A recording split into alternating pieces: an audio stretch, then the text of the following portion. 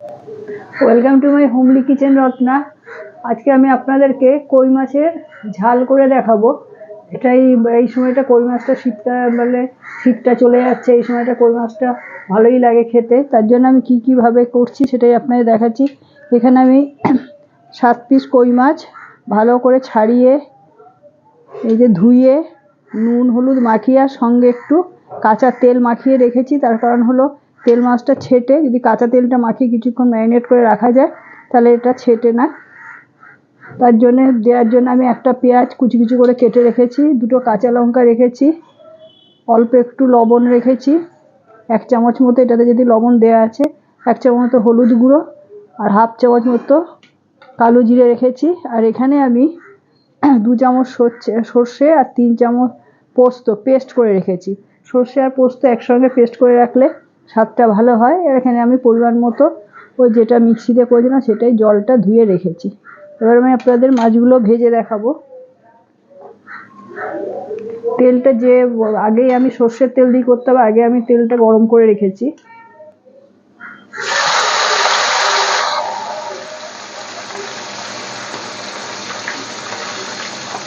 মাছগুলো একটু ভালো করে ভেজে নিতে হবে।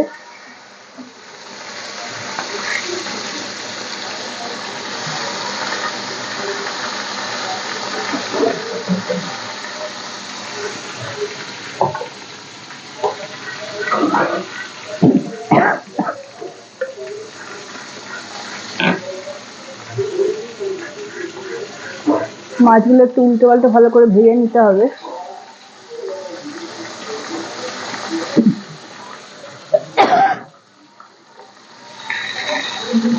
একটু বেশি তেলে কড়া করে ভেজে নিতে হবে, যেহেতু এটা ঝাল একটু তেলটা একটু বেশি লাগে।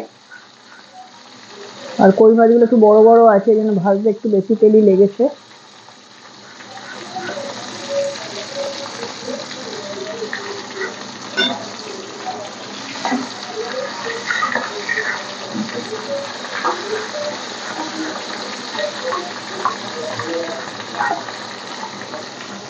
এরকম ভাবে পুরোটাই ভাজতে হবে। ভাজা হয়ে গেলে আমি আপনাদের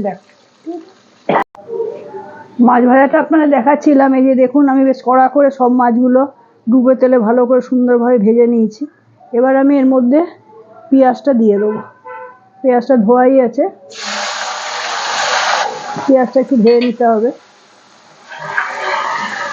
ওই তেলেই পেঁয়াজটা ভেজে নিলাম।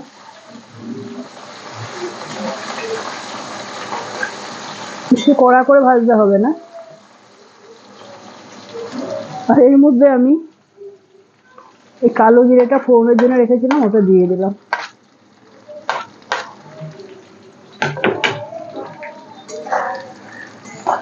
মোটামুটি আমার পেঁয়াজটা ভাজা হয়ে গেছে।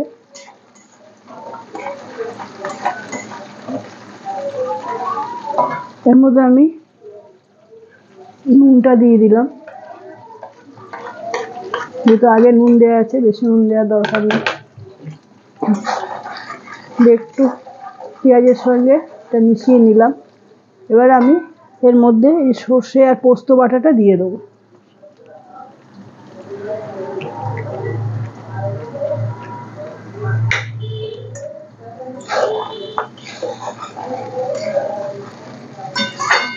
পোস্ত বাটার সময় তার সঙ্গে 2টো কাঁচা লঙ্কা আর একটু লবণ দিয়েছিলাম, নাহলে সর্ষেটা অনেক সময় তেতো হয়ে যায়। এর মধ্যে আমি হলুদটা দিয়ে দেবো।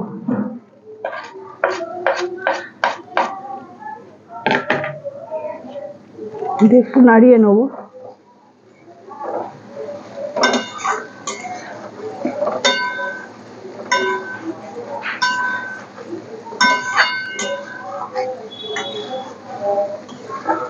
ভালো করে মিশে গেছে।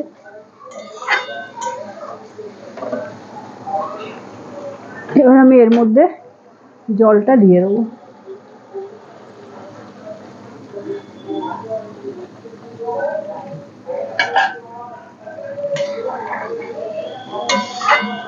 আর যে কাঁচা লঙ্কা 2টো রেখেছিলাম সেই 2টোও দিয়ে দিলাম।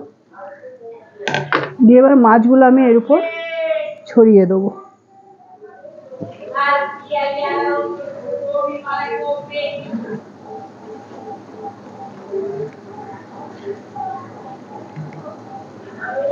এভাবে ছড়িয়ে দিতে হবে,